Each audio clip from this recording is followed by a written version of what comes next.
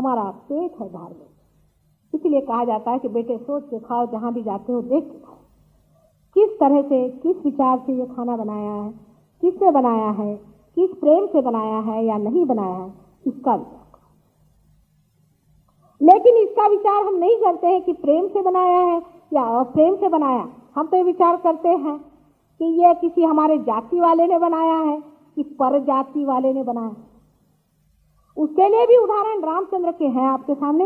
इन्होंने शबरी के बेर खाए। शबरी एक बुद्धि भीनी औरत। आप ही सोचिए, आप में से कितने हैं जो उसके झूठे बेर खा सकते हैं? कितने भी प्रेम से वो देंगे तो आप चुपके से पीछे फेंक देंगे ज्यादा से ज्यादा।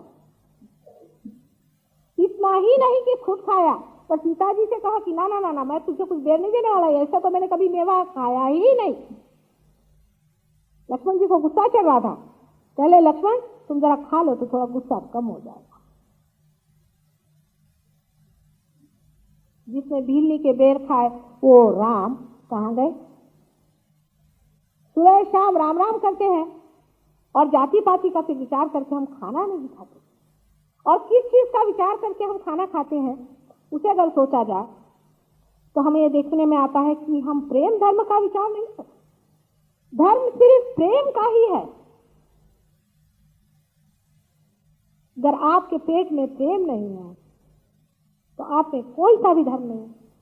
सबसे बड़ा धर्म प्रेम का है, जिसको कि इन बड़े बड़े गुरुओं ने अपने अंदर बसाया।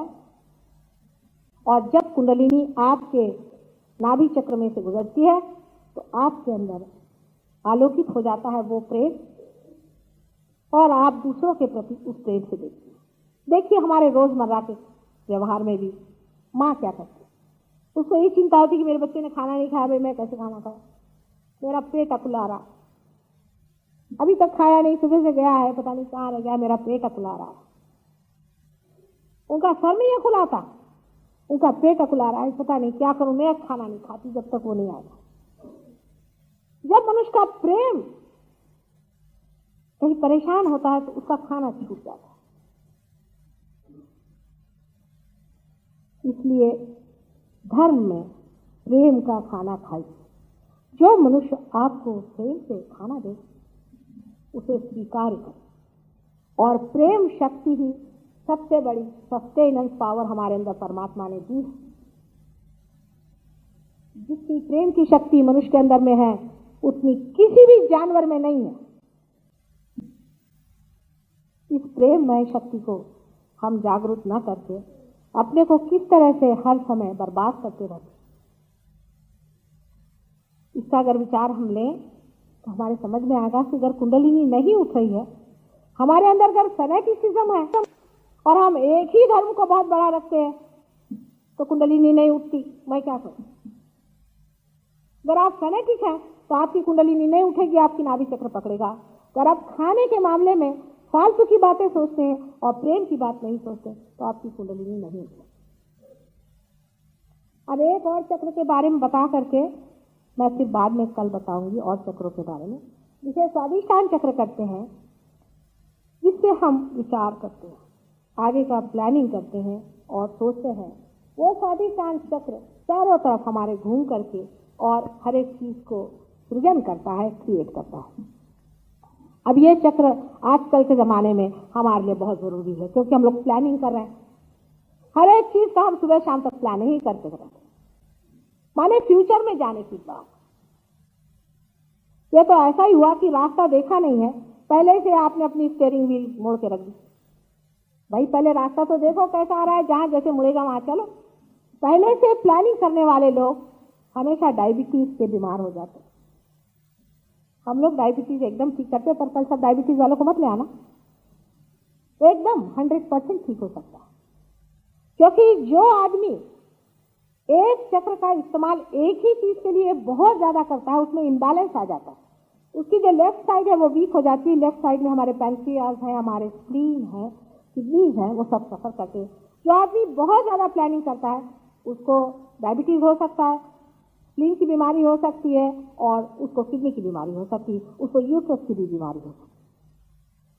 क्योंकि यही चक्र है जो कि हमारे पेट का जो मेद है, जो फैट है, उसको सप्लाई करता है हमारे ब्रेन के लिए कि हम उसे इस्तेमाल करें हमारे सो कॉल्ड थिंकिंग और प्लानिंग के। अब आप कहेंगे क्या माँ प्लानिंग नहीं करना चाहिए? मैंने कहा बिल्कुल भी नहीं। मैं तो कहती हूँ बिल्कुल प्लान नहीं कर, क्योंकि प्लान करने वाला दूसरा है। तुम जितना प्लान करोगे उतना ही वो जीतेगा। Man proposes and God disposes. बहुत सालों से हम लोग याद करते आ रहे हैं, संकल्प विकल्प करोति, लेकिन इसे विश्वास नहीं था माँ की बात में कि माँ कह रही है कि प्लान मत करो, पहले परमात्मा को जान लो फिर उसके प्लान को भी जान लो। एक उदाहरण बताते हैं हमारे, अब चमत्कार ही है समझ लो। लंदन में एक मुसलमान थे अल्जीरिया के, जमील नाम था उनका, वो लंदन आए थे और बहुत बेचारे परेशान रहे। 6 महीने तक अपनी स्कॉलरशिप के लिए दौड़ते रहे यूनिवर्सिटीज में, उनको नहीं मिली स्कॉलरशिप। तो आए बड़े निराश होकर कि माँ मैं जा रहा हूँ, अब मुझे आपको छोड़ के जाना पड़ेगा, मैं जा रहा हूँ अल्जीरिया। उन्होंने 500 मुसलमानों को अल्जीरिया में पार किया हुआ है। तो मैंने कहा क्यों, क्या बात है? कहने मुझे स्कॉलरशिप नहीं मिली तो मैं जा रहा हूँ। मैंने कहा कब जा रहे हो? कहने गुरुवार को। मैंने कहा रुक जाओ, मंगलवार को चले जाओ। उसने कहा कि माँ ने कहा तो रुकना है? कहना हाँ मैं सब कैंसिल करता हूँ, मंगलवार को जाऊंगा। जैसे ही सोमवार को वो यूनिवर्सिटी में पहुंचे उनको मिल गई थी स्कॉलरशिप।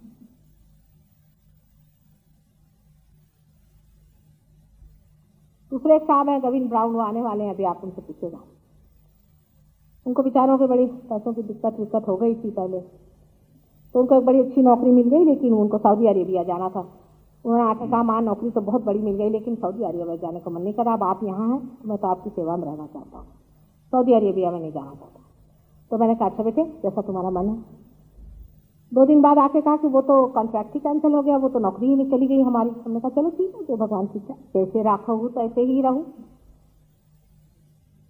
तो उसके बाद आकर के कहा कि कमाल है, यहीं पे मुझे उससे भी बड़ी नौकरी मिल गई है लंदन में। मैंने कहा पर इसका मतलब यह नहीं कि जिसकी आप इच्छा करते हैं वही परमात्मा की भी इच्छा है, उसके इच्छा के अनुसार चलना आना चाहिए। सब लोग कहेंगे दाई विल बी डन, फिर चर्च में जाकर बाहर आकर के फिर प्लानिंग शुरू। अपने यहाँ का जो सारा प्लानिंग चौपटाया उसका कारण ये, परमात्मा का प्लान पहले समझ लीजिए फिर आप प्लानिंग करिए। पहले आप आत्म साक्षात्कार ले लीजिए, पहले ये सोच लीजिए कि उसका क्या प्लान है, फिर उसमें फिट होइए, क्योंकि वो तो डायनामिक चीज है ना। इतना बड़ा प्रचंड कोई ऊपर से सारा प्लान कर रहा है, आप यहाँ चुटपुटे क्या प्लान कर रहे हैं? आपकी हस्ती क्या है जो किसी चीज का आप प्लानिंग करें? आप क्या जानते हैं कि आज सूरज की क्या दशा होगी? बहुत बार वेदर फोरकास्ट लंदन में आता है, हमको जब जाना होता है तो कभी भी सूरज नहीं छिपता, आता ही है बात। हमारे सब लड़कों ने लिखा है, if mata ji is coming out of her house you need not see the weather forecast. सारे ग्रह गोल सब कुछ आपके हाथ में घूम सकते हैं, पर आप जानते हैं कि प्लानिंग क्या है उसकी? आप घर से निकले, रास्ते में मोटर फेल हो गई, सारा प्लान ही फेल हो गया, आप बैठे रोते हुए, और प्रैक्टिकल भी नहीं होता। जैसे कि आपने प्लान किया कि सवेरे उठ करके और मैं 9 बजे की ट्रेन लूंगा और वहां से मैं वहां पहुंचूंगा, उनसे मिलूंगा, फिर उसके बाद वहां जाऊंगा, फिर उससे वहां मिलूंगा। पहले तो 9 बजे आप उठेंगे ही नहीं, उठे तो आपको बस मिलेगी ही नहीं तो बरसात होकर के आपके सारे कपड़े भीग जाएंगे, आपको घर जाना पड़ेगा। फिर किसी तरह से मिल गया, आप उस आदमी के पास पहुंचे, उस आदमी से सब गड़बड़ मामला हो जाएगा क्योंकि आप देर से पहुंचेंगे, क्योंकि वो भी प्लानिंग कमीशन वाला होगा। वो भी सोचेगा कि मेरा सारा प्लान चौपट, और आप बड़े दुखी कि मेरा प्लान ही सब चौपट हो गया। जो आदमी फ्यूचर की सोचते रहता वो कभी आनंदी और सुखी नहीं हो सकता।